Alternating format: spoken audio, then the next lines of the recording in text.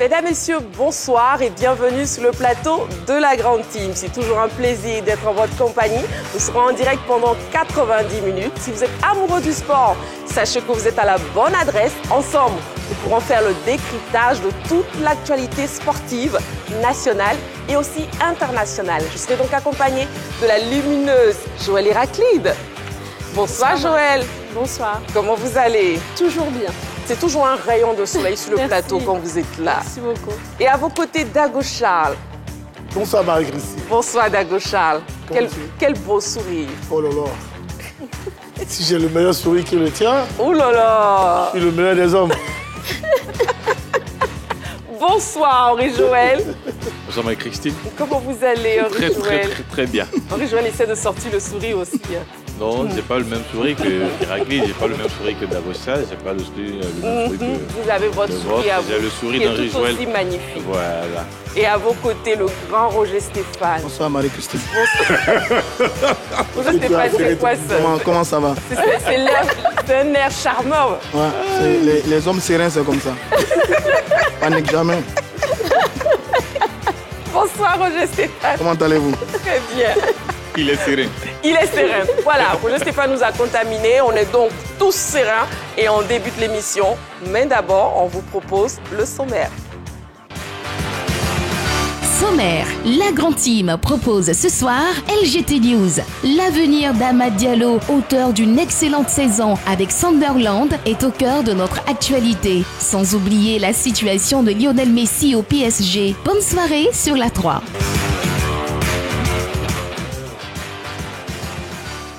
Comme tous les soirs, une question LGT et la question de ce soir. Angleterre, auteur d'une bonne saison, Amad Diallo doit-il continuer sa progression à Sunderland? Le 27 21 59 93 99 et aussi sur la page Facebook de la 3. On attend vos avis. Commençons tout de suite avec LGT News. LGT News. Entamons nos news avec du handball. Bandama se relance. Après un faux pas lors de la journée inaugurale, Bandama Handball Club de Tiasalé s'est remis dans le sens de la marche à l'occasion de la deuxième journée du championnat national féminin disputé samedi dernier au Palais du Taekwondo à Adjamé. Sa victime n'est autre que la société Omnisport de l'armée, battue 31-20. Habitat pour sa part a dû cravacher pour s'imposer 29-27 devant Chandelier d'Or. Idem pour le Real Athletic Club qui a dominé l'AS Standard 23-21. En feu, lors de cette deuxième journée, l'équipe de l'Africa a défait Horizon 2000 par 38-21. Le championnat masculin était aussi en attraction le week-end dernier. La compétition chez les hommes a été marquée par la large victoire du Restar aux dépens de Bandoukou Handball Club 39-11. La SOA de son côté n'a pu faire le poids face à Divo 35-37. LGT News.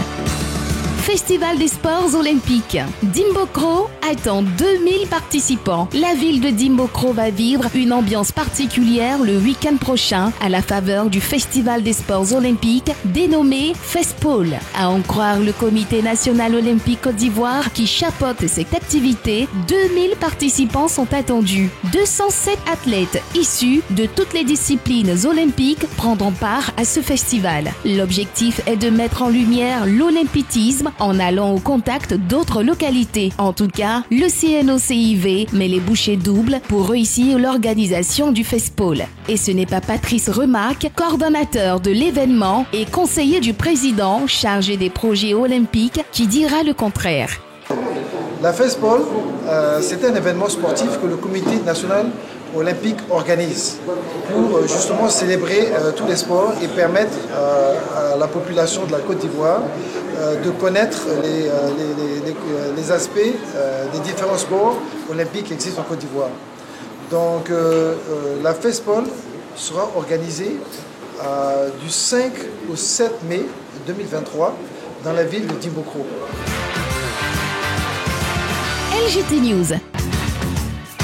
Lutte africaine. Première édition du tournoi des écoles de Guitry. Le triomphe de l'EPP éducateur. 220 jeunes lutteurs issus de 22 établissements scolaires et secondaires se sont affrontés pour le compte de la première édition du tournoi des écoles de Guitry, initié conjointement par la Fédération ivoirienne de lutte et la direction départementale des sports. Ce tournoi était doté du trophée de l'honorable Sylvie Patricia Yao. Après une journée marathon à travers de beaux combats livrés au terrain Dominique Ouattara de la dite localité, l'EPP éducateur s'est installé sur la plus haute marche du podium avec 145 points, suivi de Doligby 2, deuxième avec 100 points. Le lycée moderne de Guitry ferme la marche du podium avec 95 points. Heureux du succès de cette première édition, le premier adjoint au maire, Dago Dominique, a félicité les organisateurs et réaffirmé la volonté du premier magistrat de faire de la commune de Guitry un pôle important de la lutte en Côte d'Ivoire. LGT News. Football. Yamoussoukro FC, encadrement technique. Un quatuor désigné pour terminer la saison. En attendant de trouver le prochain entraîneur pour la saison 2023-2024, après le limogeage de Jean-Christophe Gradcap, les dirigeants de Yamoussoukro ont désigné un quatuor de techniciens pour aller au bout de cet exercice. Zouzo Franck assurera donc l'intérim. Il sera aidé dans sa tâche par Diabaté Yakuba et Sissé Namori. Doumbia Idriss, lui, sera chargé de s'occuper des gardiens de but. Yamoussoukro FC, faut-il le souligner, pointe à la 3e place dans la poule B après 22 journées, à 6 longueurs des co-leaders que sont Iska et Mouna FC. LGT News. Tournoi de la municipalité de Yopougon, l'édition 2023 lancée lundi dernier. La 15e édition du tournoi de la municipalité de Yopougon, initiée par Roger Fernandez Gaga, a été officiellement lancée lundi dernier dans un chic hôtel de la plus grande commune de Côte d'Ivoire. Le thème principal axé autour de l'importance de la médecine sportive dans la vie d'un athlète a été animé par Dr Kambiré Souleymane, par ailleurs médecin de l'équipe nationale des éléphantos U20. Bema Doumbia, ex-arbitre international ivoirien, s'est plutôt penché sur le sous-thème « Accusé à tort ou à raison, la neutralité d'un arbitre peut-elle être mise en doute de nos jours dans un match ?» Les participants, composés en grande partie de journalistes sportifs, ont pris bonne note lors de la traditionnelle cérémonie de lancement de ce tournoi, dont le coup d'envoi sera donné le 5 août prochain au complexe sportif de Yopougon. LGT News. CAN U17. Le Sénégal humilie l'Algérie et file en quart de finale. Le Sénégal a obtenu le premier ticket pour les quarts de finale de la CAN U17 qui se dispute en Algérie. Les Lionceaux ont étrié le pays hôte sur le score de 3-0. Pas forcément favoris au coup d'envoi, les jeunes Sénégalais sont en train de monter en puissance dans cette compétition. Avec 6 points, ils s'emparent de la première place du groupe A devant l'Algérie, provisoirement deuxième. En quart de finale, le Sénégal croisera le fer avec la Somalie.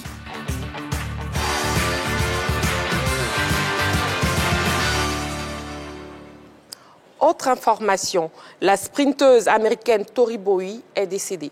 Le monde de l'athlétisme a été secoué ce mercredi avec l'annonce du décès de l'ancienne championne du monde des 100 mètres en 2017. À Londres, les circonstances de la mort de la sprinteuse américaine âgée de 32 ans n'ont pas été révélées.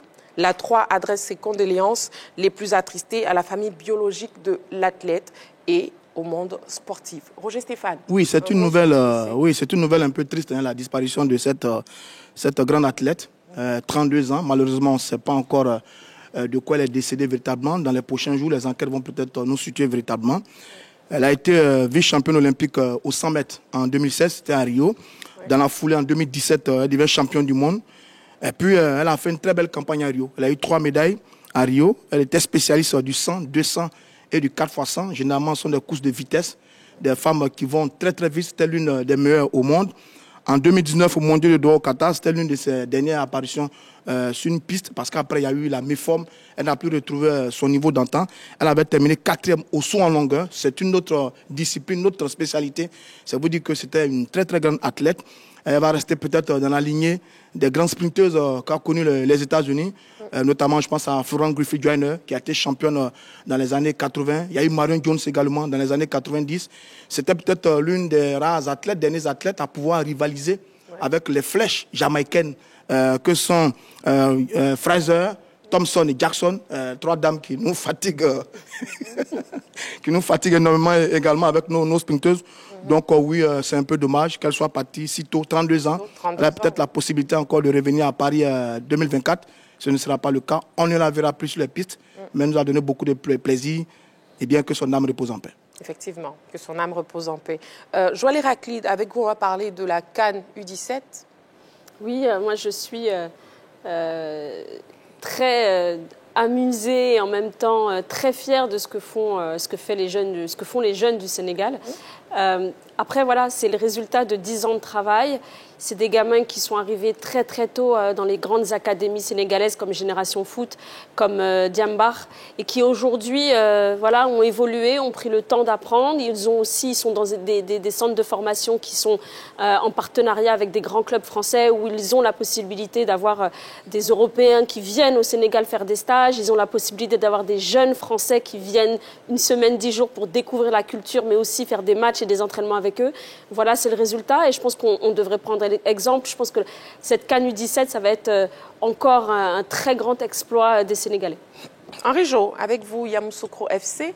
Oui, et Yamoussoukro FC, ça sera toujours un recommencement pour cette équipe de Yamoussoukro FC qui, depuis un certain moment, quand même, a eu de gros investisseurs derrière.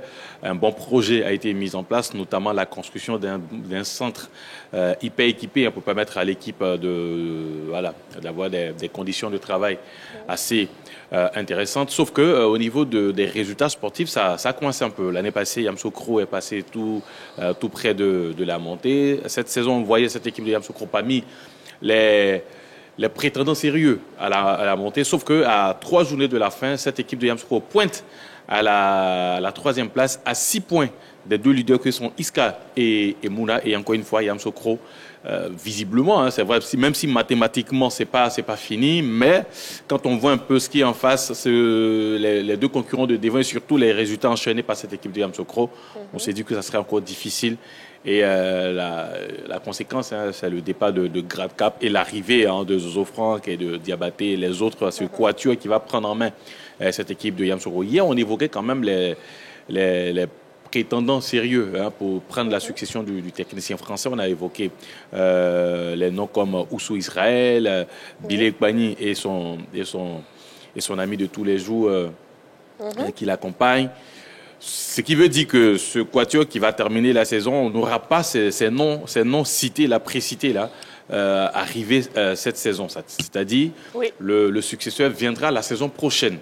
Et je pense que c'est un peu dommage pour cette équipe que nous voyions tous au début de la saison parmi peut-être les prétendants sérieux au vu des moyens que cette équipe a désormais, parce que c'est de gros sous, c'est de gros investisseurs qui sont derrière cette équipe de Yamoussoukro. Malheureusement, ça ne sera pas le cas. Peut-être la saison prochaine. Et là, maintenant, il faut aller avec un bon projet, surtout un entraîneur capable de faire monter l'équipe. Parce que, bon, à la fin, ça va ressembler un tout petit peu au FC San Pedro au niveau de la Ligue 1. OK. Dago Charles, avec vous, on parle d'un tournoi en plus à Yopougon. Oui, le tournoi organisé chaque année par Roger Gaga, un super tournoi de la commune de Yopougon qui permet à la jeunesse de Yopougon, surtout là où il y a beaucoup de footballeurs, ça il faut le souligner, beaucoup de centres de formation. Donc c'est un tournoi que j'encourage. Mais seulement, j'ai remarqué que chaque année, lorsqu'il annonce des thèmes, ces thèmes sont très bien. Cette année, c'est la médecine sportive, c'est le cadre de l'arbitrage. Seulement dans la salle de conférence, on ne trouve que des journalistes sportifs. Je voudrais que les années à venir, qu'il invite les intéressés, la véritable cible. C'est ça la réalité. La cible de ce type de conférence, là, pour moi, ce sont les athlètes et les encadreurs. Ce sont les encadreurs, les athlètes et les dirigeants qui doivent savoir ce que c'est que la médecine sportive. Les joueurs savoir connaître leur corps. Les arbitres aussi connaître les règlements spécifiques du football. Mais lorsqu'on se trouve dans la salle et qu'il n'y a que des journalistes, des confrères, c'est bien, ils vont relayer l'information. Mais je pense que les premiers intéressés, ce sont les athlètes, les encadreurs et les dirigeants de l'équipe. Donc ils gagneraient à faire en sorte que tous ceux qui vont participer à son tournoi soient dans cette salle-là pour apprendre, parce que l'initiative est vraiment souhaitable. Très bien. Il est temps de passer au Sabuzz. Et le Sabuzz de ce soir concerne le basket NBA avec Joel Embiid, MVP de la saison régulière. On passe donc au Sabuzz.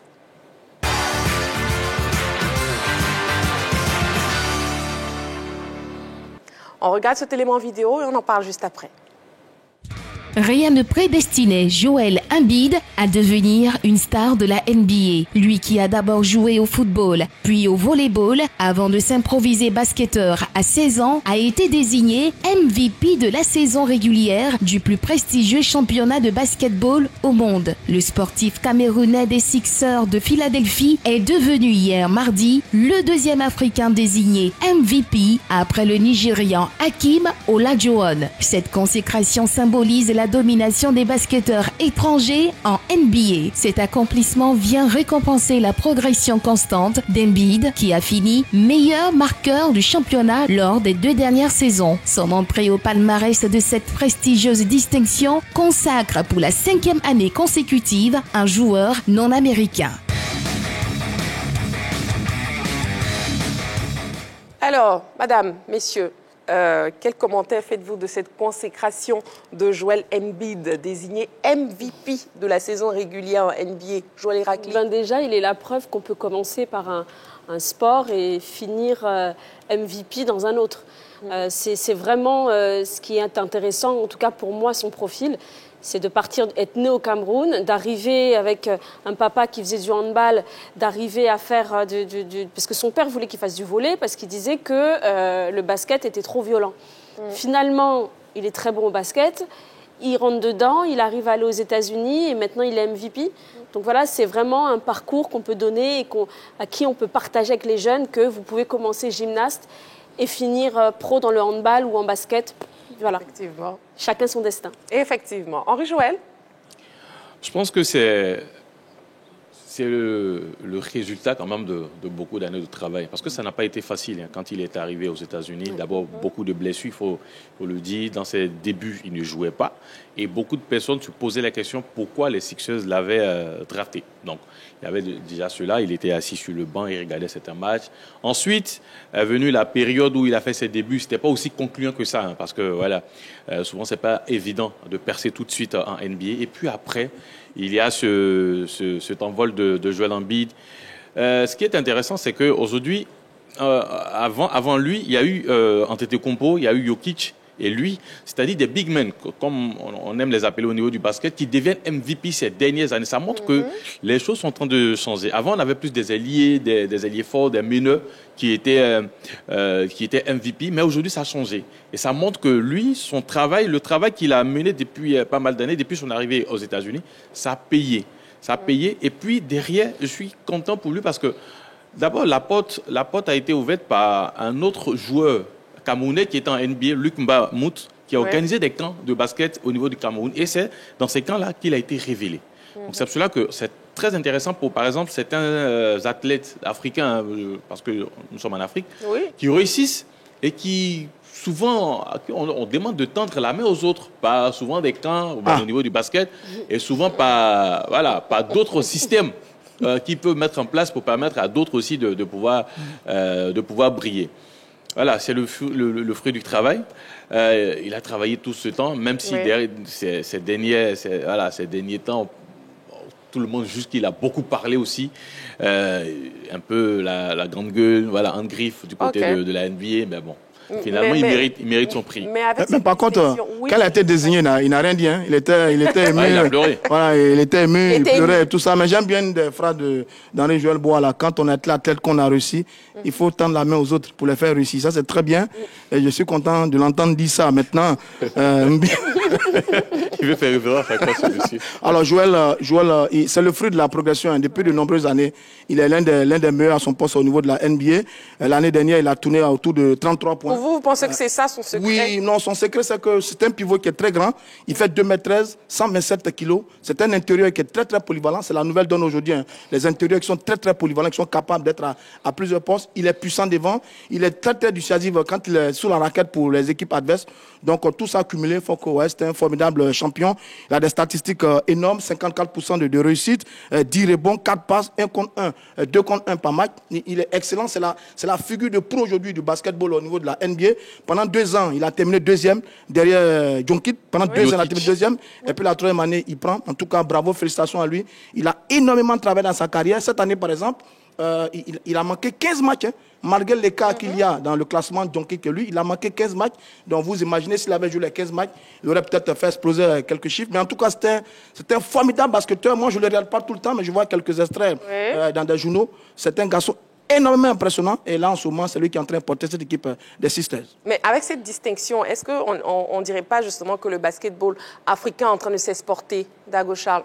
C'est clair, certains joueurs de NBA ont été cités ici par Joël. Oui.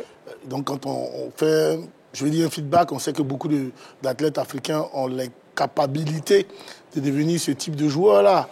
On a certains basketteurs ivoiriens aussi qui évoluent au haut niveau en France et autres. Donc après, c'est toute une question de politique, de volonté politique de certains dirigeants dans les pays africains. Si les choses sont mises en place, je pense qu'on aura beaucoup de grands basketteurs comme lui. Mais je vais tout rapidement revenir sur un peu ce que Henri Joël a dit. Voilà, quand on a réussi, il faut tendre la main. Voilà, aux plus jeunes, c'est bien. C'est très bien. Donc, c'est des choses qui doivent se faire à tous les niveaux. Donc, quand on est athlète de haut niveau, qu'on a réussi, il faut tendre la main aussi aux autres pour qu'ils deviennent des athlètes. Mais quand on est journaliste aussi, sportif, il faut aussi tendre la main aussi à tous les jeunes journalistes sportifs qui sont aussi dans les grandes écoles. Donc, c'est à tous les niveaux où chacun de nous doit tendre la main aux plus jeunes. Voilà. Donc, que les choses ne soient pas seulement données aux athlètes sous prétexte qu'ils ont beaucoup d'argent. Voilà la différence, c'est la différence qu'elle a. Donc, si vous avez choisi un métier où vous n'avez rien, ça, c'est votre problème. La différence qu'elle a. N'en voulez pas aux autres. Voilà. Quand on a réussi, qu'on a beaucoup d'argent, on peut faire des choses. La transition est bien faite. Roger Stéphane, le message est passé. Oui, c'est vraiment passé. Ok, d'accord. Donc, on passe à la pub et on revient tout de suite sur le plateau. Ne bougez surtout pas. À tout de suite.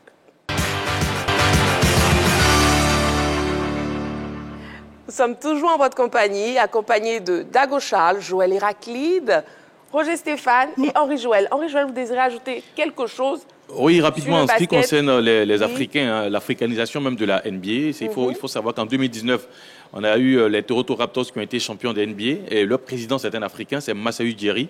Ensuite, dans cette même équipe de Toronto, il y a plutôt un Camerounais, Pascal Siakam. Aujourd'hui, la saison passée, vous aviez un Nigérian qui était coach des Boston Celtics, Ime Udoka. Donc, ce qui veut dire qu'aujourd'hui, les Africains quand même sont en train de beaucoup s'implanter dans cette ligue nord-américaine. Et puis, on n'oublie pas aussi Giannis Antetokounmpo, même s'il est grec de nationalité, quand même, il est d'origine nigériane. D'accord. Merci Henri Joël pour ces informations complémentaires. Le sport, c'est des chiffres, c'est des nombres, c'est des stats, des statistiques. Nous passons donc au stade du jour.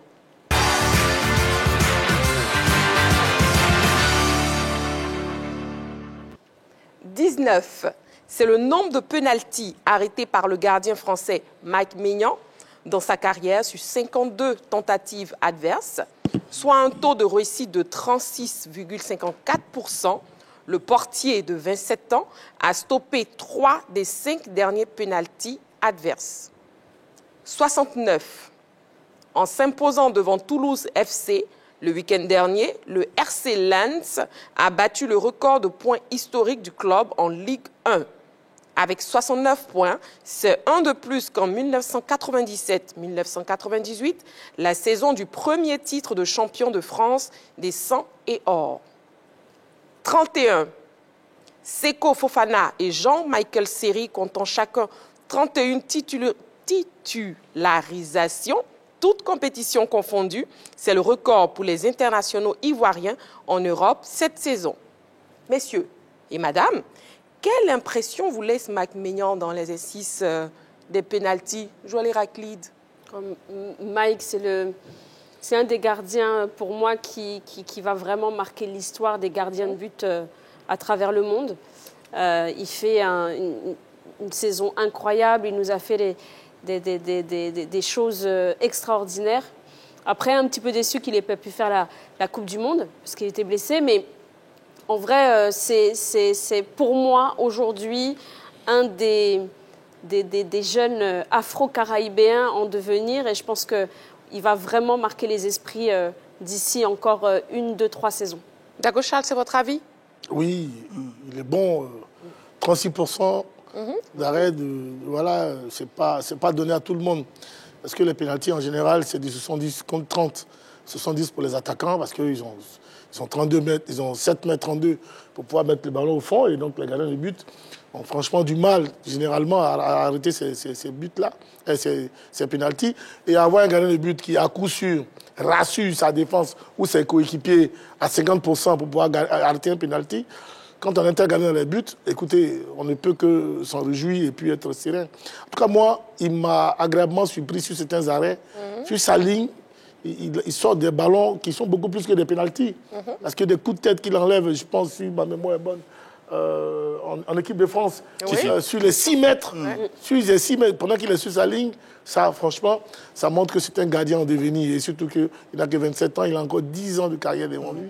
Maintenant, à lui de savoir se ménager, c'est ça aussi le plus important. À lui de savoir se ménager pour pouvoir durer, voilà, dans cette équipe de France-là, être un peu pour moi, je dirais dans les pattes de un Neuer ou un Joël Barthes et autres qui sont restés franchement dans la durée dans ces différentes équipes-là. Donc je lui souhaite vraiment le meilleur du monde. Je pense qu'il a toutes les qualités pour être l'un des meilleurs gardiens du monde très bientôt. Il a franchi un cap depuis qu'il est arrivé au Milan AC. Oui, c'est là-bas qu'il brille véritablement. Il fait de très très belles saisons. Et puis maintenant, il n'a plus le pouvoir. Mais justement, il apporte un plus à l'équipe de France et à l'AC de Milan. Oui, c'est lui qui qualifie d'ailleurs le Milan pour les demi-finales de la Ligue des Champions. Il a fait un gros match à l'aller avec les Milanais. Il confirme de match en match. Il fait de très grandes prestations, de très belles saisons. Maintenant, depuis le départ à la retraite de Hugo Lloris, il est le patron de la cage française. Pour l'instant, ça se passe très très bien. Oui, c'est un bon gardien qui est bon dans les tirs au but. J'ai d'autres statistiques là par rapport aux premières périodes. 11 pénaltys arrêtés en 45 minutes, 31%, 3 tirs au but sur 8. Etc., etc. Mais il n'y a pas que ça aussi. Hein. Il est très fort sur sa ligne, il est très fort dans les airs, il est puissant, il a une belle envergure. Donc tout ça réuni, il est le prototype du gardien qui, à mon avis, dans les prochaines années, va être l'un des meilleurs, si ce n'est pas le cas en ce moment. En tout cas, il fait de très belles choses, aussi bien avec le Milan AC que l'équipe nationale de France. Et comment voyez-vous son choc face à l'Olympique de Marseille ce week-end, Henri Joël? Marseille non, le week-end, c'est Lens-Marseille, en championnat de France. Lens-Marseille. Lens-Marseille. Voilà, c'est un gros match pour ces deux équipes parce que la lutte pour la deuxième place, l'une des places qualificatives pour la Ligue des Champions, une place directe derrière le PSG. Mais bon, est-ce que le PSG déjà peut se dire qu'ils sont champions? Je ne pense pas parce qu'il y a 5 points de différence entre Marseille et Paris. On ne sait jamais, beaucoup de choses peuvent arriver ensuite sur ces derniers matchs. Mais pour Marseille, il faut confirmer. Et puis pour Lens aussi, il faut maintenir le cap parce que ces dernières années, Lens a joué les premiers rôles, sauf qu'en fin de championnat, ils se sont écroulés. Et ils ont fini parfois à la porte de l'Europe. Sauf que cette saison, ils sont bien solides. Et vraiment, avec Anseko Fofana qui conduit l'équipe, je dirais, depuis le début de la saison, je pense qu'ils sont armés pour avoir une place qualificative pour la Coupe d'Afrique et pour la Coupe d'Europe. Voilà, ils ne sont pas en Afrique, pour la Coupe d'Europe.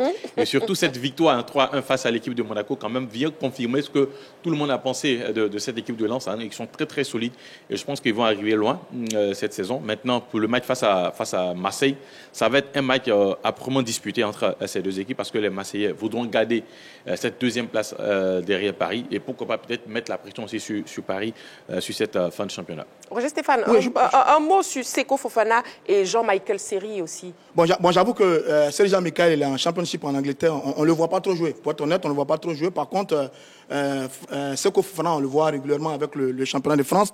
Bon, qu'est-ce qu'on peut dire de nouveau sur lui? Il est en pleine forme. C'est l'homme à tout faire de cette équipe de Lens. Il récupère, il marque, il passe. C'est vraiment le patron, quoi. quoi. C'est peut-être, à n'en point douter, l'un des meilleurs joueurs actuellement du championnat de France, qui est en course d'ailleurs sur les 11 nominés par rapport au prix Marc-Vivien Foyer, qui peut avoir une chance, sait-on jamais, il peut avoir une chance, parce que oui, il fait une superbe saison. Il porte cette équipe de Lens, qui est 3e en ce moment du championnat de France, avec 69 points. Marseille à 70 points. Le Paris Saint-Germain est devant avec 75 points. Ça vous dit que c'est pas encore joué. Ils peuvent aller chercher encore ce titre-là. Pour l'instant, ils sont qualifiés pour la Ligue des Champions. C'est très bien. Maintenant, Seko Fofana, dans cette équipe, il est tout simplement phénoménal. Il fait des choses extraordinaires.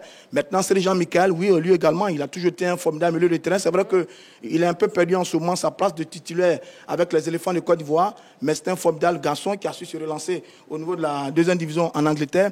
On espère que lui aussi va continuer comme ça, sur se lancer. Maintenant, quand vous regardez les deux, ce sont des éléphants.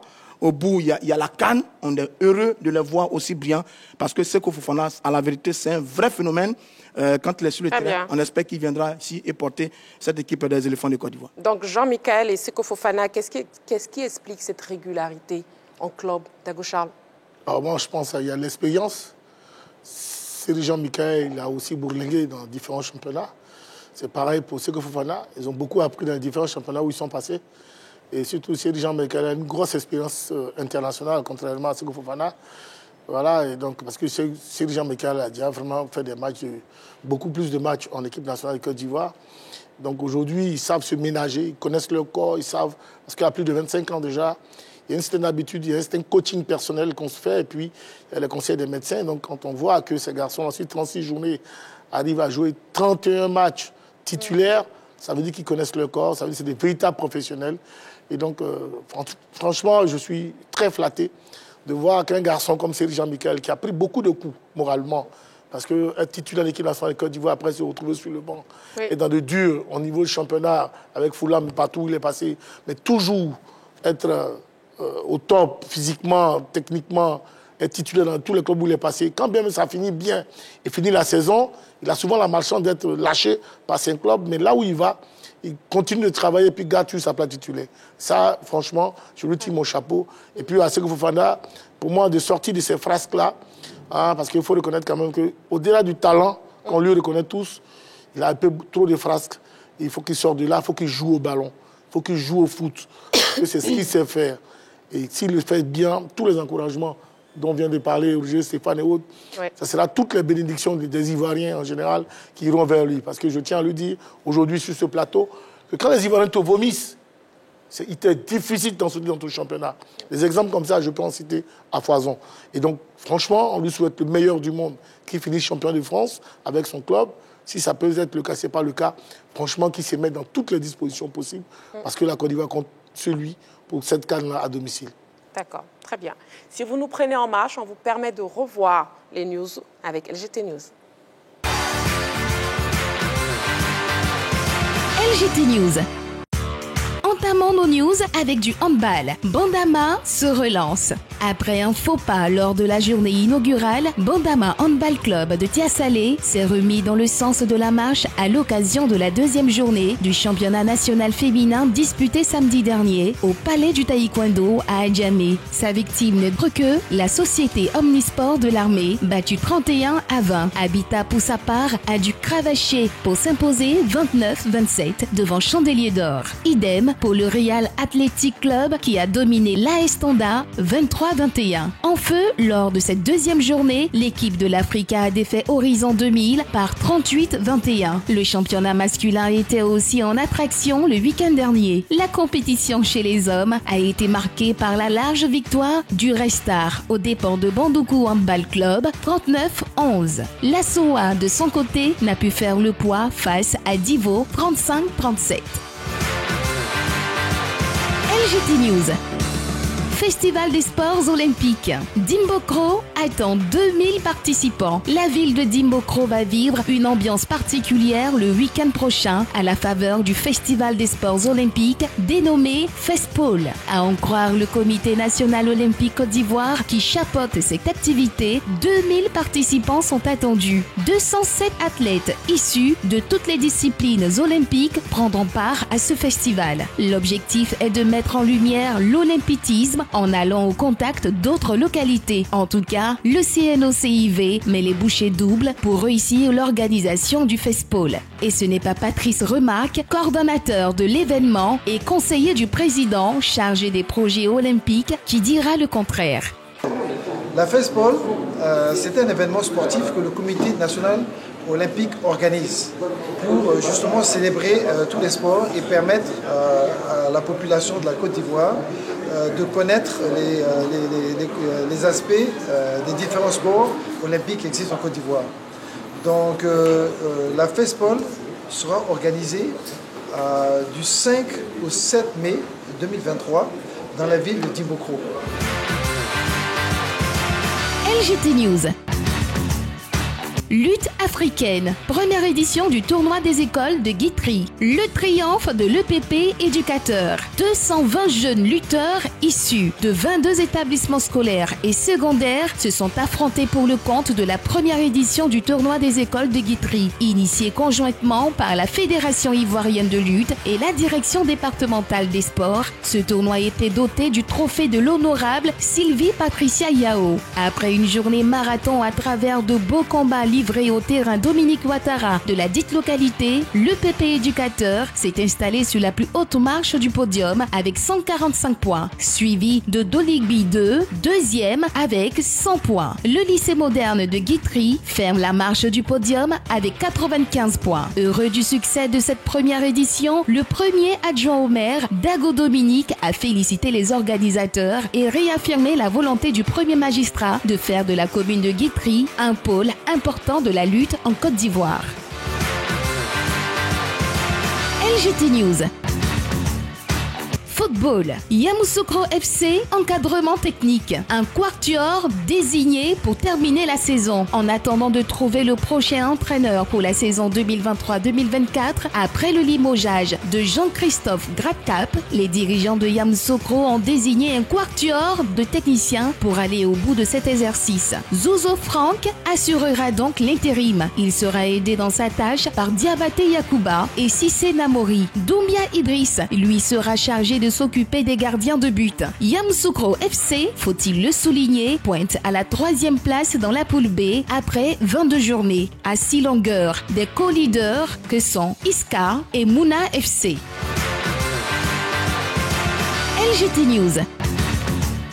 Tournoi de la municipalité de Yopougon, l'édition 2023 lancée lundi dernier. La 15e édition du tournoi de la municipalité de Yopougon, initiée par Roger Fernandez Gaga, a été officiellement lancée lundi dernier dans un chic hôtel de la plus grande commune de Côte d'Ivoire. Le thème principal axé autour de l'importance de la médecine sportive dans la vie d'un athlète a été animé par Dr Kambiré Souleymane, par ailleurs médecin de l'équipe nationale des éléphantos U20. Bema Doumbia, ex-arbitre international ivoirien, s'est plutôt penché sur le sous-thème « Accusé à tort ou à raison, la neutralité d'un arbitre peut-elle être mise en doute de nos jours dans un match ?» Les participants, composés en grande partie de journalistes sportifs, ont pris bonne note lors de la traditionnelle cérémonie de lancement de ce tournoi, dont le coup d'envoi sera donné le 5 août prochain au complexe sportif de Yopougon.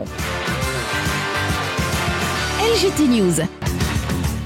CAN U17. Le Sénégal humilie l'Algérie et file en quart de finale. Le Sénégal a obtenu le premier ticket pour les quarts de finale de la CAN U17 qui se dispute en Algérie. Les Lionceaux ont étrié le pays hôte sur le score de 3-0. Pas forcément favoris au coup d'envoi, les jeunes Sénégalais sont en train de monter en puissance dans cette compétition. Avec 6 points, ils s'emparent de la première place du groupe A devant l'Algérie, provisoirement deuxième. En quart de finale, le Sénégal croisera le fer avec la Somalie.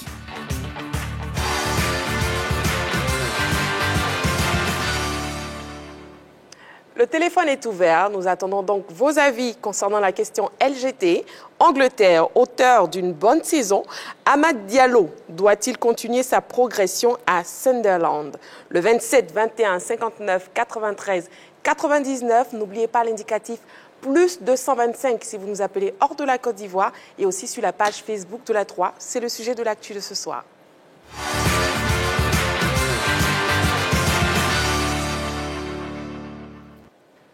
S'il y a bien un international ivoirien qui s'est distingué durant cette saison en Angleterre, précisément en 2e division, c'est incontestablement Amad Diallo. Rien n'est cependant défini par rapport à son avenir. Suivons ensemble cet élément préparé par la rédaction avant de revenir sur le plateau pour en débattre. Prêté par Manchester United à Sunderland, Amad Diallo a mis tout le monde d'accord sur son talent. Il n'y a qu'à jeter un coup d'œil sur ses statistiques pour s'en apercevoir. La pépite ivoirienne a à son actif 12 buts et 4 passes décisives en 40 matchs, toutes compétitions confondues. La preuve de sa constance et de sa régularité sous les couleurs des Black Cats cette saison en Championship. Et si Sunderland a pu se maintenir, il le doit en partie à Amad Diallo. En effet, bien installé sur le flanc gauche de l'attaque, l'international ivoirien a offert des moments incroyables aux inconditionnels de Sunderland. Des prestations XXL qui lui valent de finir la saison avec le prix du meilleur jeune joueur de l'année décerné par les supporters.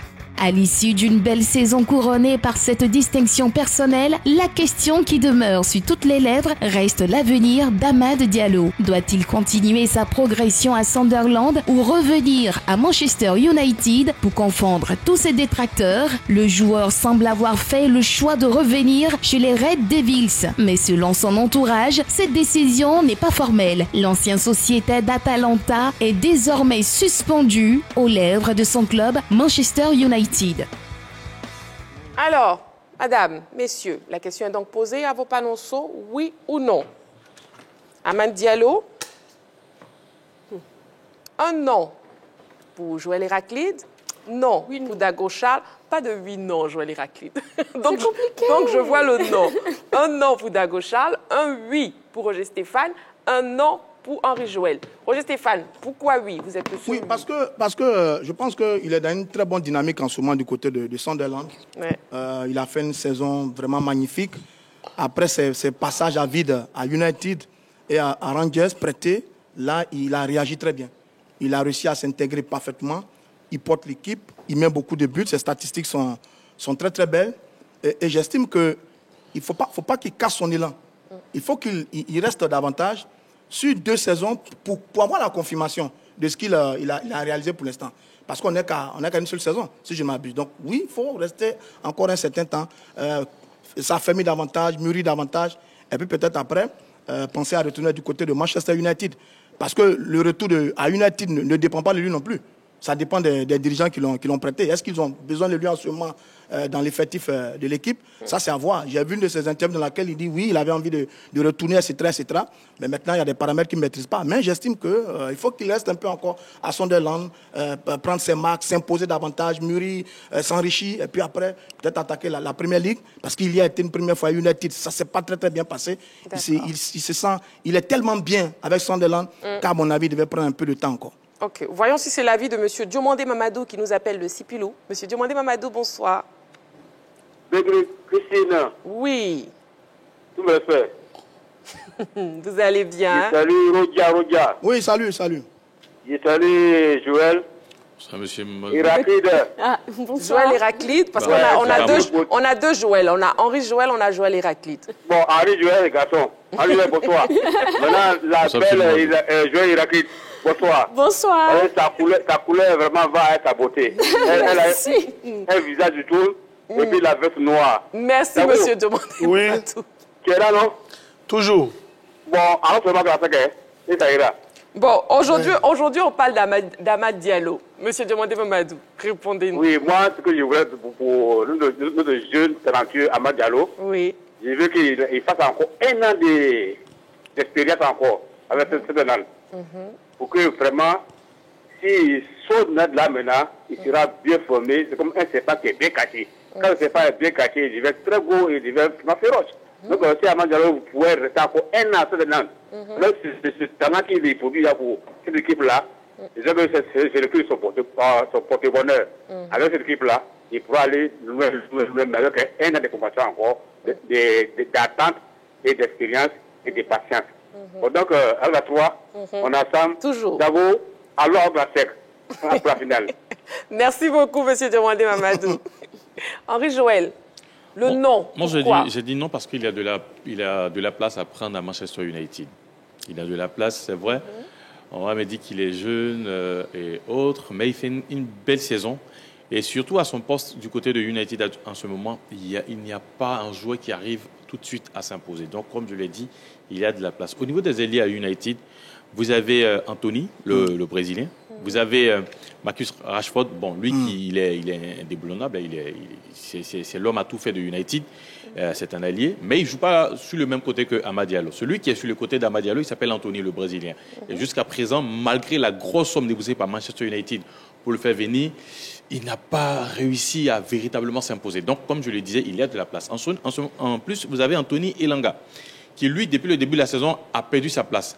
Et le jeune Alejandro Garnacho, le jeune argentin, qui, de temps en temps, arrive à faire de très belles choses. Or, quand vous prenez Garnacho, quand vous prenez Pellistri et quand vous prenez Amad Diallo, c'est la même tranche d'âge. Donc, je pense que si ceux-là sont à United et actuellement ont du temps de jeu, pourquoi pas lui? Parce que lui, il a fait une très belle saison, même si c'est en championship. Je pense que il a bluffé tout le monde avec ses stats. Et puis, il est tout le temps en contact avec les anciens du club. Et ça, c'est très important. Moi, j'ai vu une sortie de Rio Ferdinand qui disait que Amad Diallo, quand même, a sa place dans cette équipe de Manchester United parce que jusqu'à présent, Anthony n'arrive pas à s'imposer. Donc, je pense qu'il a de la place à prendre dans cette équipe de United. Maintenant, est-ce que ça dépend de lui de revenir ou de rester du côté de Sunderland? Je pense que ça dépend de l'entraîneur. Mais si j'étais à sa place, qu'on posait la question, je pense qu'il a une chance à prendre dans cette équipe de United. OK. Écoutons donc M. Kofi Mathieu qui nous appelle Mbato. M. Kofi Mathieu, bonsoir. Oui, bonsoir, la toute-puissante Marie-Christine. Bonsoir, M. Kofi Mathieu. Comment vous allez? Je vais bien. Et vous-même? Très bien, merci. Le plateau vous salue. Bonsoir. Oui, je salue la grande team. Hein. On est ensemble chaque soir. Chaque soir, oui, effectivement. Alors, concernant le cas Amad Diallo. Bon, moi, je crois qu'il doit rester dans son club là pour se faire vraiment une bonne santé. Parce que moi, ce qu'il a subi à Manchester là, il jouait des bouts de match et puis vers la fin même, il ne jouait plus. Moi, je crois que s'il a retrouvé l'efficacité, il faut qu'il reste au moins 1 an ou 2 ans encore pour se faire une bonne santé mentale. Comme ça, il sera prêt à affronter toutes les équipes qui vont l'appeler. Sinon, s'il se précipite, bon, ça peut être une année de réussite. Et puis, bon, après, tu vas être dans un championnat, un autre club, et puis tu vas aller tituber là-bas encore. Donc, moi, je souhaite qu'il est ensemble dans un groupe, l'environnement lui sied, son entraîneur lui fait confiance. Je crois qu'il doit rester pour emmagasiner assez de confiance avant de partir. Donc, 1 an, 2 ans encore, ce serait bien pour lui. Nous, on a besoin qu'il soit en forme comme ça, sur tous les terrains, et toutes les semaines, pour qu'il soit efficace en équipe nationale, parce qu'on a besoin de lui pour la CAN. D'accord, très bien. Merci, M. Kofi Mathieu, pour votre participation. Merci beaucoup et puis bonne émission. Merci beaucoup. Avant de prendre votre avis, Dago Charles, Joël Héraclite, vous qui hésitez entre le oui et le non, maintenant que vous avez entendu les arguments de Roger Stéphane et de Henri Joël, vous avez une idée? Ça restera un oui-non.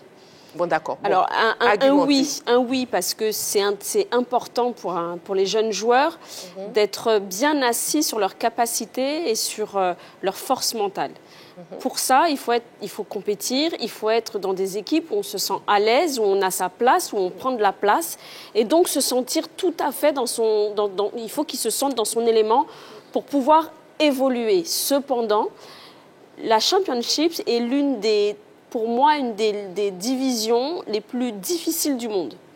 Parce qu'on a quasiment dans toutes les équipes les plus gros jeunes du monde qui sont tous mis en Championship parce qu'ils ne sont peut-être pas encore au niveau de jouer en première équipe avec l'équipe première. Et donc, on les met en Championship. Mais le problème de la Championship, c'est que quand on s'assoit trop dans la Championship, on ne nous laisse pas forcément la place de revenir en première ligue. Donc pour moi, soit ça serait intéressant qu'il retourne à Manchester United, comme l'a dit Henri Jo, parce qu'il a de la place pour prendre sa place, Sinon, s'il le prête encore quelque part, ça serait bien de le mettre dans du Brighton, du Newcastle, où il a la possibilité de jouer, il est en première ligue et là, il peut s'exprimer. Parce que s'enterrer en championship, on l'a vu avec beaucoup de joueurs africains où on estime qu'ils sont jeunes, c'est souvent des U23, on les met là-bas pour les préparer à la première ligue et en fait, ils ne sont jamais vraiment préparés et les gamins n'arrivent pas à exceller en première ligue ensuite. Voilà. Très bien. D'accord, Charles. Juste une question pour elle, parce que l'agent du joueur, Oui. elle aurait été le joueur, tu aurais été l'agent de Ahmad. Qu'est-ce que tu lui donnerais comme conseil? Parce que là, tu restais dans le oui ou non. Hein. Alors, s'il avait,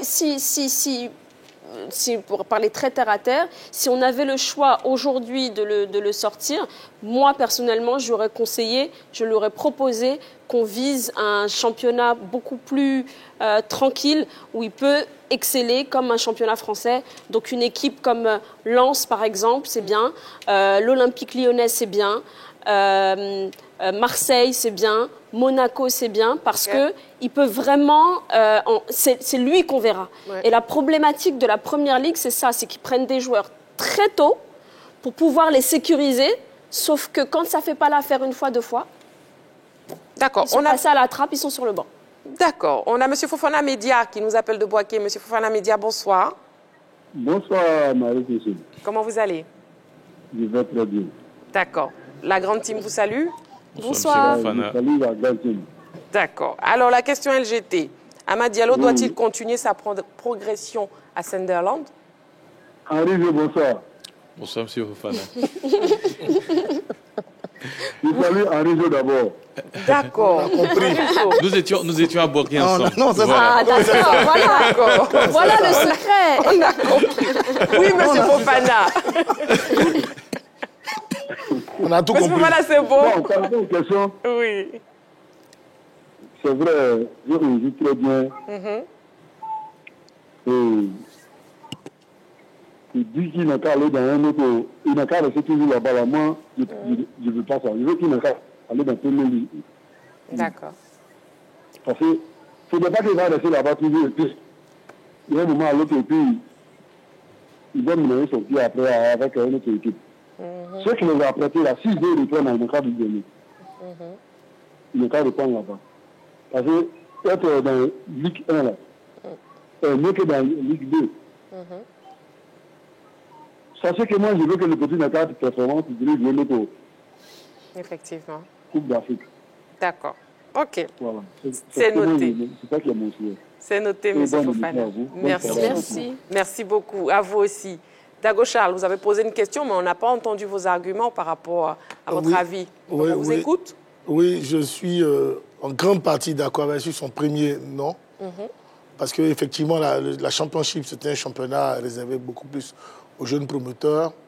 Donc, quand dans 40 matchs, on marque 12 buts, c'est vrai, c'est une grosse performance à Sunderland. Mais pour les Anglais, pour la Première Ligue, ce n'est pas grand-chose. On se souvient d'un garçon qui était un international ivoirien, je crois, c'est Meïté, qui était à Erding. À Reading, oui. Voilà, Meïté Yakou, mais qui n'a pas pu faire sa place en première Ligue. Parce que justement, ils ont cette idée-là de la Championship. Et donc, moi, je suis pour que ce garçon-là, avec ce talent, franchement, qui est en devenir, aille dans un championnat beaucoup plus ouvert, où un pied gauche peut vraiment s'exprimer comme il se doit dans le championnat français. C'est vrai que le championnat français est beaucoup tactique et physique, c'est vrai, mais il a de la place pour lui dans le championnat français. Dans le club du milieu de tableau, il peut sincèrement, facilement s'en sortir. À Lille et autres, il peut s'en sortir. Dans le championnat allemand, beaucoup plus ouvert, où des garçons tout à fait, en fait, qui ne sont pas trop talentueux, mais travailleurs s'en sortent. Il pourrait, dans le championnat allemand, franchement, renforcer ses stats. Là-bas, en 40 matchs, je suis sûr que ce garçon aurait marqué plus de 20 buts. Parce que c'est tellement ouvert et il aura vraiment de la visibilité, il aura beaucoup appris. Et donc, moi, je souhaite qu'il quitte Sunderland pour se retrouver en première division. Parce qu'il peut jouer en première division, en Bundesliga, ou bien même, il peut venir jouer à Bâle, du côté de la Suisse, qui joue régulièrement la Ligue des Champions. Voilà. Et comme ça, il va se bonifier. Et d'ici 2-3 ans, on le verra dans toute sa plénitude. Et on aura ce grand Ahmad là. Mais tant qu'il va rester en Championship, il va certainement dominer les uns et les autres sur les différents côtés. mais il n'aura pas véritablement progressé. Parce que pour moi, quand je le vois jouer, c'est vraiment sur ses acquis jusque-là qu'il joue. Il n'a pas encore apporté, il n'y a pas encore un véritable plus sur le football d'Amad Amad. Parce qu'au foot... Amad Diallo. Amad Diallo. Oui. Ouais. Au foot, quand on joue à côté des grands joueurs, on se bonifie. Si tu joues avec des gens qui ont ton niveau et tu les surclasses, on pense que tu es fort. Mais en réalité, tu ne joues que sur tes propres valeurs.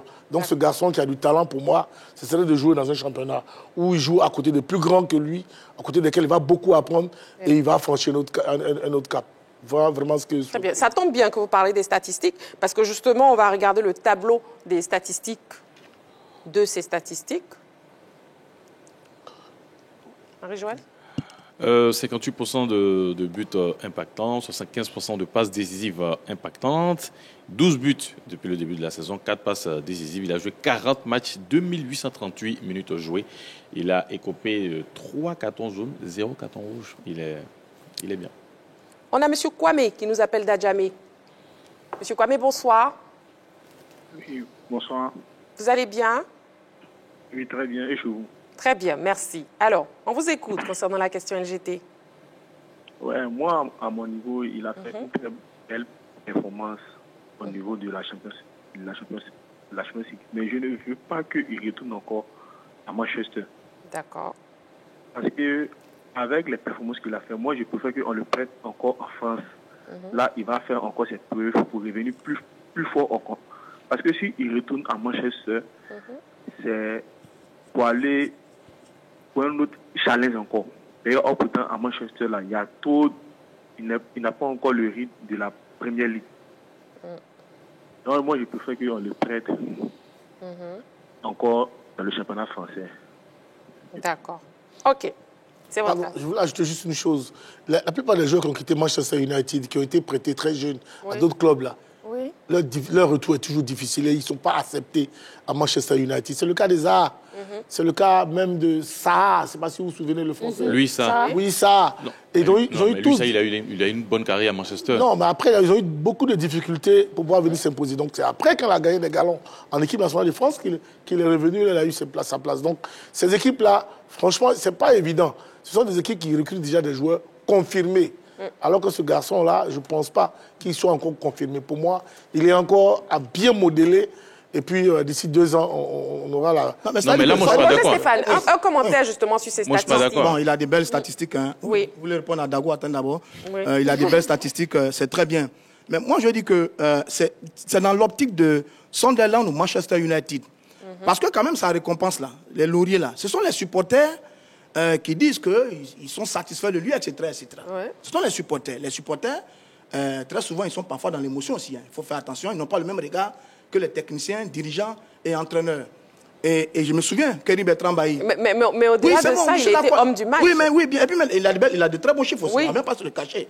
Je me souviens d'Éric Bertrand Bailly. Instamment, les supporters United le plébiscitaient, le prenaient comme l'un des meilleurs. On sait comment c'est fini. Donc, la difficulté est là. Moi, j'estime que c'est une bonne saison. On est d'accord, c'est une très bonne saison. Maintenant, est-ce qu'il peut récidiver? Est-ce qu'il peut faire encore la même saison? S'il fait ça 2 fois, à partir de cet instant, il y a beaucoup d'arguments pour dire oui, le garçon, il est vraiment au top, il est capable de revenir. Parce que partir ou revenir à United, les dirigeants ne sont pas très chauds. Moi, j'ai regardé, il y a pas de déclarations des dirigeants qui sont très chauds. Il n'y a pas de déclaration de l'entraîneur qui est très chaud. Donc, malgré tout ce que nous disons et les supporters disent sur ses performances, les dirigeants de United ne sont pas très chauds. Mais qu'est-ce qui lui manque définitivement? Non, je dis ce qui lui manque. Bon, moi, en 2022, je disais au garçon qu'il était un peu frêle et faible mentalement. Mais là, on a senti qu'il a bossé. Il a pris un peu de poids et comme dans l'adversité du côté de Sunderland, ça l'a guéri un peu. Donc, il a fait un pas. Maintenant, le prêter dans les autres championnats, ça encore, c'est pas de son ressort. Hein. C'est pas lui qui décide. Hein. Il avait, les gens qui l'avaient... Attendez, les gens l'avaient prêté déjà aux Rangers. Oui, aux Rangers, ensuite, oui. Il est revenu, il a tâtonné, on l'a prêté à nouveau à Sunderland. Qu'un club vous prête trop, ça veut dire beaucoup de choses. Donc oui, moi je regarde un peu, je préfère avoir un Amad titulaire performant à Sunderland qu'un Amad qui va aller cirer les bancs du côté de Manchester United. Moi en tout cas, j'estime qu'il a été bon, qu'il confirme. S'il confirme, vous allez voir qu'il va y avoir plus de regards sur lui par rapport à la confirmation de ces statistiques de la première saison. D'accord. Henri Joël et Joël Héraclite, je sais que vous n'êtes pas du tout d'accord. Laissez-moi prendre M. Awa qui nous appelle d'Abobo et je reviens à vous. Monsieur Awa, bonsoir. Bonsoir, madame. Comment vous allez? Par la grâce de Dieu, tout va bien. Dieu merci. OK. On vous écoute donc sur la question LGT. Sur la question d'Ahmad, oui. À mon avis, il est préférable, je préfère qu'il reste encore à Sunderland. Parce que j'ai suivi une interview du coach de Manchester qui disait que Ahmad, c'est un bon joueur, mais pour le moment, il n'est pas encore prêt pour être à Manchester, qu'il préfère l'observer un peu. Exactement. Et quand c'est comme ça, là, je ne pense pas que l'entraîneur est dans son plan de jeu Ahmad. Donc, à quoi ça fait de revenir à Manchester encore actuellement? Si à Sunderland, il a le temps de jeu qui peut progresser, qu'il reste là-bas et qu'il progresse. Actuellement, là, moi, je ne suis pas sûr que si la saison prochaine, Ahmad vient à Manchester United, il sera titulaire. Il ne sera pas titulaire. Il ne sera pas titulaire. Donc, mieux vaut rester à Sunderland, progresser. Et vous allez voir, c'est le club même qui va courir derrière son joueur pour le récupérer et cette fois-ci pour le titulariser. C'est ça. Voilà, c'est ce que moi je propose. Voilà. Donc je suis de même avis avec mon chef Roger Stéphane. Voilà. Merci, je suis d'accord avec vous. Il est bien ravi que vous soyez du même avis que lui. Merci beaucoup, monsieur Awa. Merci. Oui, Henri Joël. Alors, comme je le disais depuis le début, à Manchester, cette saison, les ailiers n'ont pas véritablement brillé. Hein. Il faut le savoir. Mais c'est pas toi qui recrutes. Non, ce que je suis en train de dire, c'est que ce qui est évident, c'est qu'à la fin de la saison, avant même le début de la nouvelle saison, il reviendra à Manchester United. C'est comme cela. Quand il était en prêt, il va revenir et même la pré-saison, peut-être il va faire avec United. Je pense que c'est à lui de convaincre. C'est vrai, le coach peut dire oui, peut-être je veux le voir dans une autre équipe afin qu'il continue de progresser. Mais s'il revient, qu'il fait une bonne pré-saison, je pense que le coach, parce qu'actuellement, il en a besoin. Le coach peut changer d'avis et le maintenir au sein de cette équipe de Manchester United. À la fin de la saison, un garçon comme Gideon Sancho ne sera pas conservé parce que son nom fait partie de ceux qui, normalement, doivent quitter le club. Et d'ailleurs, son ancien club Dortmund s'est positionné pour pouvoir le récupérer. Ensuite, vous avez Anthony Elanga qui n'a pas confirmé, qui est sur la liste des départs. C'est pour ça que je dis il a une place à prendre au sein de cette équipe de Manchester United. Ce n'est pas les ailiers qui sont là. Je ne pense pas que certains soient meilleurs que lui. Et dans la même période de son arrivée, il y avait lui, il y avait Garnacho et il y avait Pellistri qui étaient partis en prêt. Aujourd'hui, ils sont revenus à Manchester. Et Garnacho, aujourd'hui, il fait une très bonne saison, tout comme Facundo Pellistri. Donc, je pense qu'il a sa chance à saisir dans cette équipe de Manchester United parce que ceux qui sont là, en ce qui concerne la concurrence, ils ne font pas aussi fort que peut-être Rashford et les autres. Donc, c'est pour ça que je dis, à la fin de son prêt, pendant la pré-saison, il peut venir et confirmer et peut-être faire changer d'avis au coach afin de pouvoir s'imposer. Parce que c'est vrai, en championship, on l'a dit ici, il peut avoir des stats intéressantes, mais est-ce que ça lui permet de franchir un cap? C'est de ça que nous sommes en train de parler. Très bien. Je pense que Manchester, en reconstruit actuellement, lui, il peut avoir sa place dans cette équipe. Très bien. Joël Héraclide, oui. Je voulais rebondir un petit peu sur ce que disait Roger Stéphane. Oui. En fait, il y a quelque chose qu'on ne parle jamais, on ne parle que des statistiques, il est bon, il n'est pas bon, etc. Mais il faut savoir que le 3/4 des clubs anglais, quand ils achètent des petits comme ça, c'est pour les faire compétir dans les championships, dans les U23, les préparer un peu, jusqu'au moment où il y a un club français, par exemple, qui va arriver, prêt, avec option d'achat, et ils font leurs bénéfices. Ils utilisent ces enfants pour faire de l'argent. Il faut arrêter les trucs de oui, il a sa place, il n'a pas sa place. Effectivement, il a de la place parce que c'est un ailier et qu'aujourd'hui, Manchester United... Mais est-ce qu'avec tout ce que Manchester City a investi, Manchester United, a investi sur Ahmad, est-ce qu'ils seront prêts, bien sûr, à le laisser aller vers un club français qui n'est pas prêt à débourser ce même montant? Alors déjà, pour la petite anecdote, il est à 208 000 euros par mois, ce qui est un salaire ridicule pour un club comme Manchester United, par rapport à ce qu'ils amassent comme argent chaque année. Un gamin comme ça, qu'on va acheter 30 millions d'euros, on peut le revendre à 100 millions d'euros dans une saison, dans 2 saisons.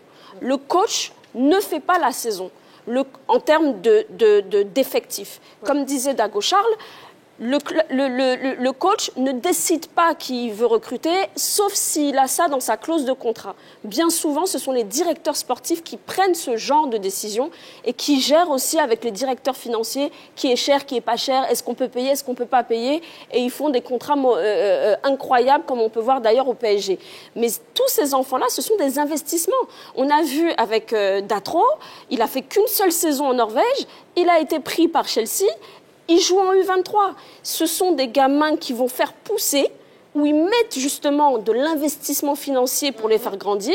Et ensuite, prêt option d'achat, ils vont récupérer 75% de ce qu'ils ont dépensé.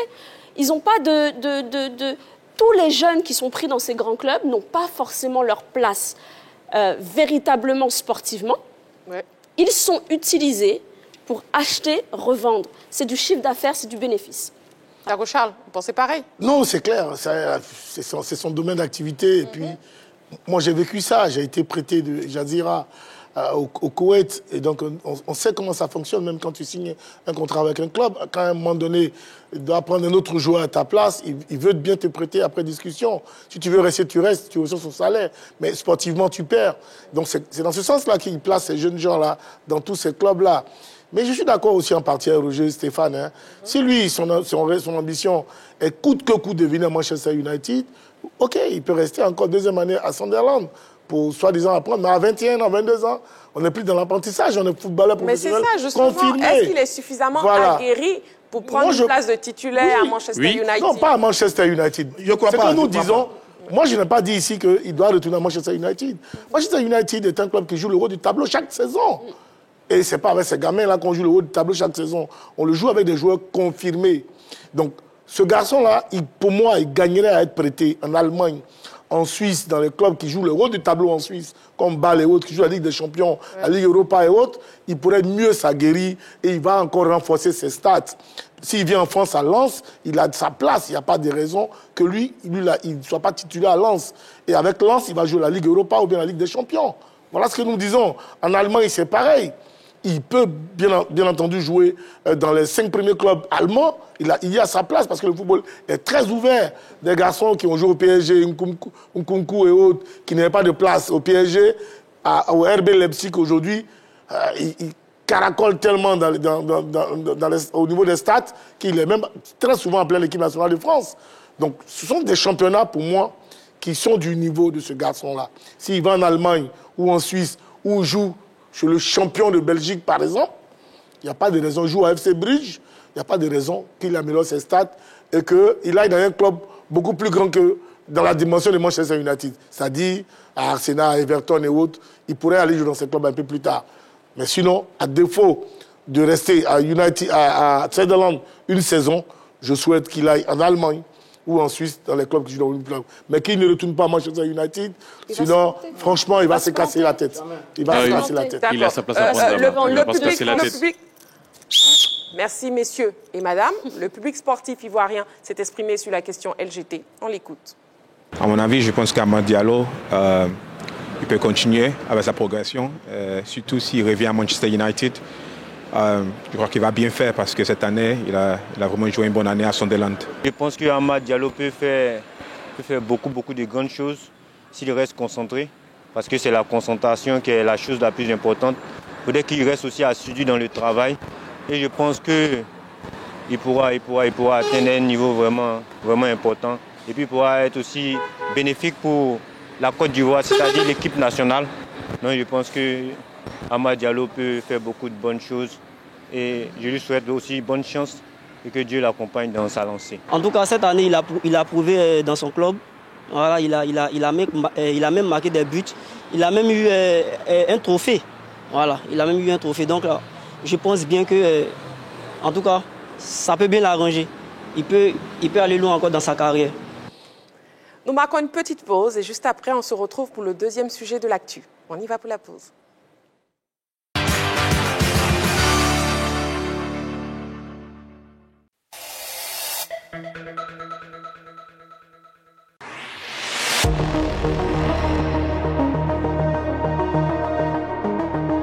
Au Royaume d'Angleterre, le trône de la Premier League attise les convoitises.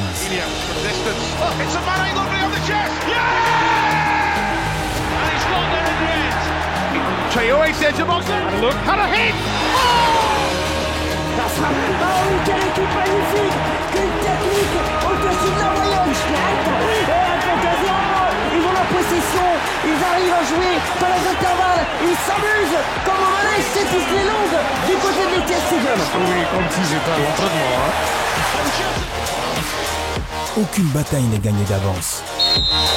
Chaque point est précieux.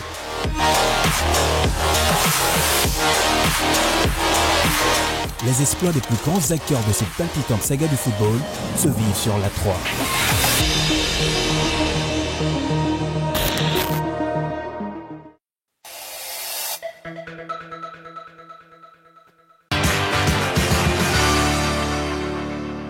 Nous sommes toujours en direct sur la 3 et ce jusqu'à 22h, toujours en compagnie de Dago Charles, Joël Héraclide, Roger Stéphane et Henri Joël. Le deuxième sujet de l'actu concerne Messi et le PSG, le divorce.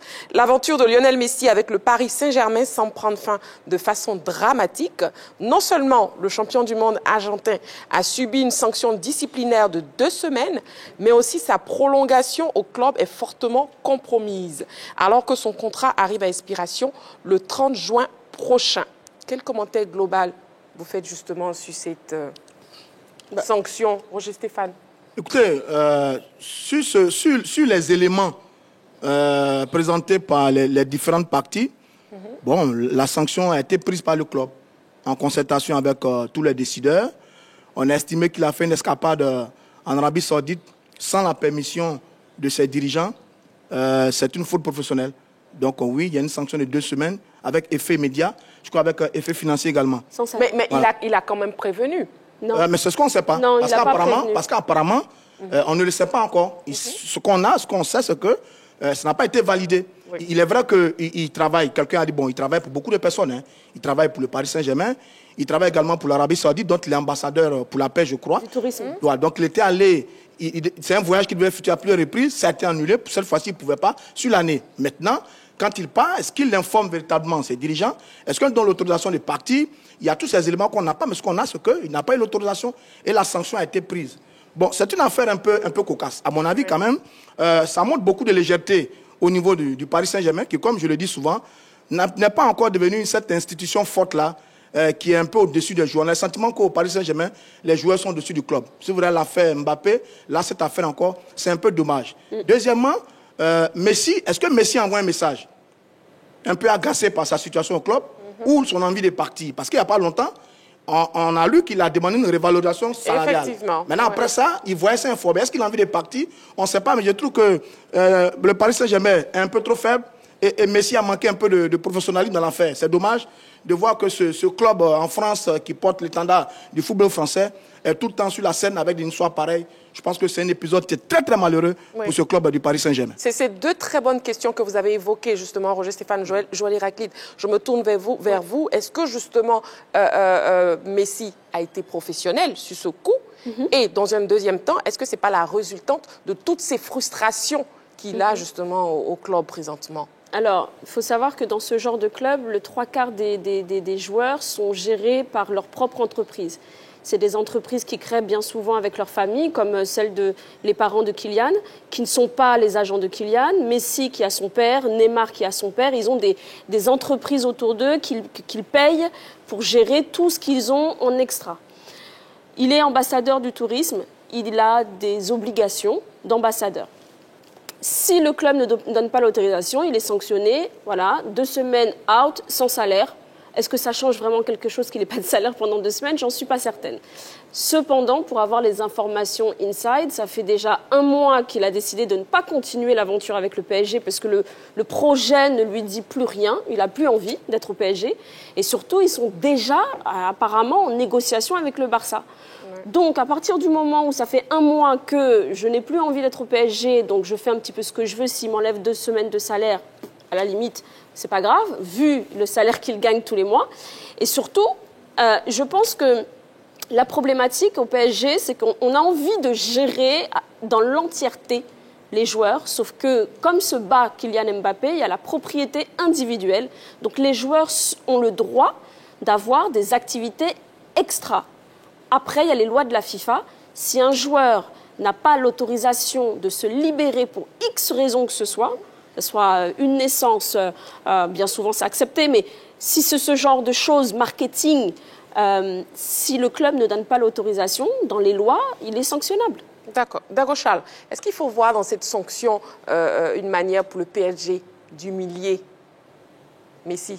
Non, moi je ne parlerai pas d'humiliation, mais une façon pour eux de sauver leur tête, de sauver leur saison, de vouloir montrer à la face du monde qu'ils reprennent les choses en main, que ce sont eux les décideurs finaux de ce club-là.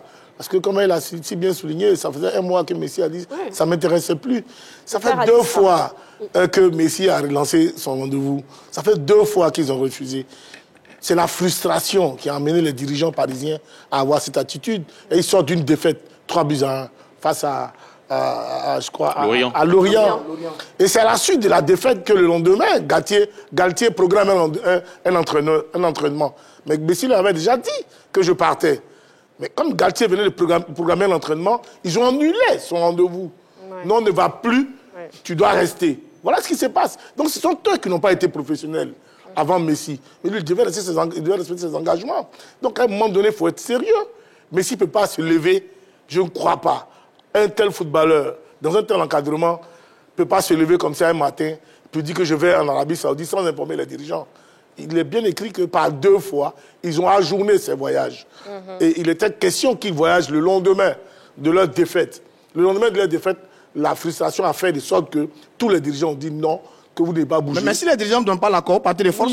Oui, mais après voilà. Non, mais c'est pas ça. C'est pas ça. Il y a un contrat. Et vous savez bien que j'ai un contrat, une structure. Et tout était dit que demain, mercredi, je dois voyager. Vous savez. Aujourd'hui, je perds le match. Tout le monde est mécontent. Donc demain, toi, là, ne bouge pas. Non, c'est un manque de professionnalisme et de sérieux de la part des dirigeants de Paris Saint-Germain. Ils n'ont pas été conséquents avec eux, ils doivent l'admettre. Et donc, qu'est-ce qu'ils font? Ils veulent prendre, ils veulent utiliser ce comportement de Messi pour reprendre les choses en main, pour dire que eux sont eux qui décident c'est-à-dire qu'en pleine saison, dans un club comme le Real de Madrid, des joueurs sous contrat avec des institutions pour demander des autorisations pour partir à chaque moment quand le besoin peut sentir. C'est de la propriété individuelle. Non, je dis pas. Ne parlez pas en même temps. Il faut arrêter. Non, ne simplifie pas ça. Oui, mais c'est ce que ça veut dire. Parce que vous dites Roger Stéphane, s'il vous plaît, un carton jaune, Dagochal, un carton jaune. Voyons ce que justement la presse européenne et sud-américaine parle concernant ce sujet. On regarde la vidéo. Les démêlés de Lionel Messi avec le Paris Saint-Germain ont été abondamment commentés dans la presse française. C'est le cas du quotidien sportif L'équipe qui ne fait pas dans la dentelle. La rupture, titre-t-il, avec une photo mettant en opposition le champion du monde argentin et Nasser El Khelaifi, le président du PSG. Puis, dans sa titraille, le tabloïd hexagonal se veut très explicite. Pour avoir séché en entraînement et passé 2 jours en Arabie Saoudite sans l'accord du club, Lionel Messi a été suspendu pendant 2 semaines par le PSG. Une décision lourde qui acte le prochain départ de l'Argentin, écrit-il. Quant au quotidien francilien, Le Parisien, il mentionne Messi et le PSG vers un divorce pour faute. Hors de la France, la presse sportive n'est pas restée indifférente à cette affaire. En Espagne, où Messi a fait l'essentiel de sa carrière, si le quotidien AS se contente de souligner simplement que le PSG suspend Messi pour 2 semaines, son homologue Mundo Deportivo est plus expressif. Le PSG rompt avec Messi et ne prolongera pas son contrat, révèle-t-il. Au pays de Messi en Argentine, le quotidien sportif Olé parle d'une sanction de fou qui précipite une séparation annoncée. Si le journal Clarín se veut plus réservé en titrant qu'il se raconte que Messi va partir du PSG, la capitale lui souligne « Adieu à Paris, Messi divorce d'avec le PSG ».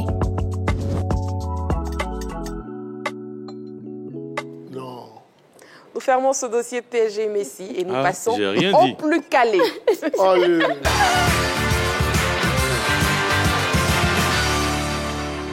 Marie-Christine Begré, carton rouge à Marie-Christine Begré. Aucun carton rouge pour moi. On m'a même pas donné la parole. Comme si Messi et moi, nous étions en parlant. Orijo, ne vous en faites pas. On en parlera en long et en large sur un autre plateau de la Grande Team et je vous donnerai largement la parole. Je peux dire un truc? Non, vous ne pouvez pas dire un truc. On y va pour le plus calé. Donc, vous jouez en équipe. Là, vous pourrez dire un truc. D'accord. Équipe A, Henri Joël et Roger Stéphane. Équipe B, Dago Charles. Et Roger Stéphane. Pas Roger Stéphane. Et la lumineuse Joël Héraclite. On y va pour la première question. Le thème, déjà, c'est le basketball. Allez. Quoi ça? Allez. On a gagné. Là, je vois Henri Pourtant, il ne sait même pas jouer au basket. C'est pas qui suit le basket. Non. On joue ensemble.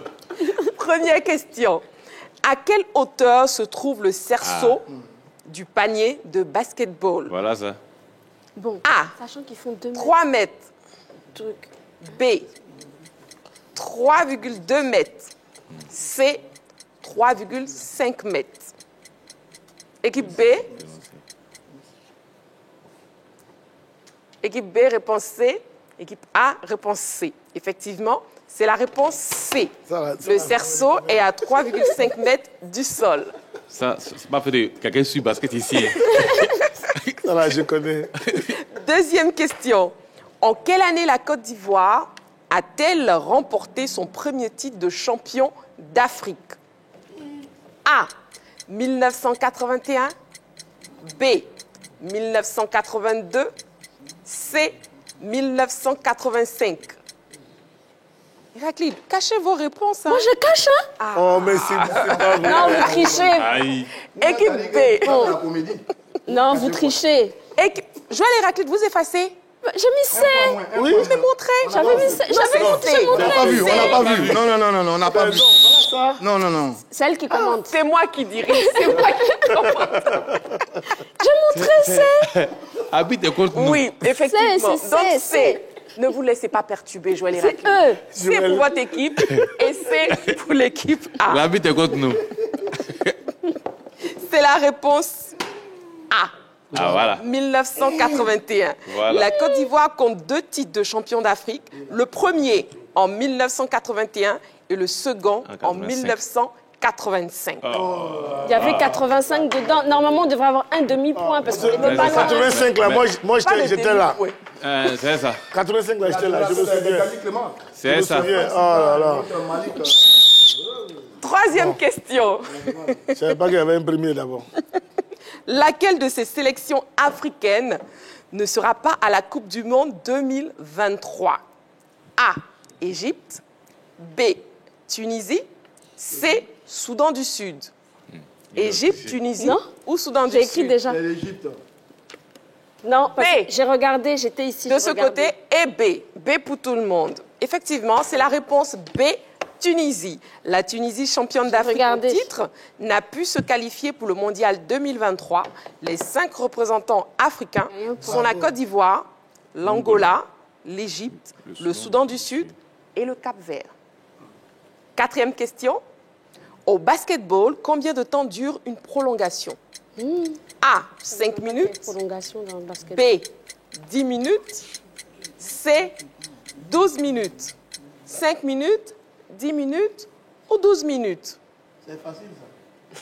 Bon, comme c'est facile, là, montrez-moi votre ardoise. Non, ils n'ont qu'à faire d'abord. Écrivez. Équipe A. On a les 4 temps ici et puis on a les... Bon, c'est A. Non, j'avais déjà écrit. Il a mis... Non. Regarde. Elle a écrit quoi? Non, j'ai annulé. Non. Joël Héraclite, qu'est-ce que vous avez écrit? 15. Elle a écrit 15. Non.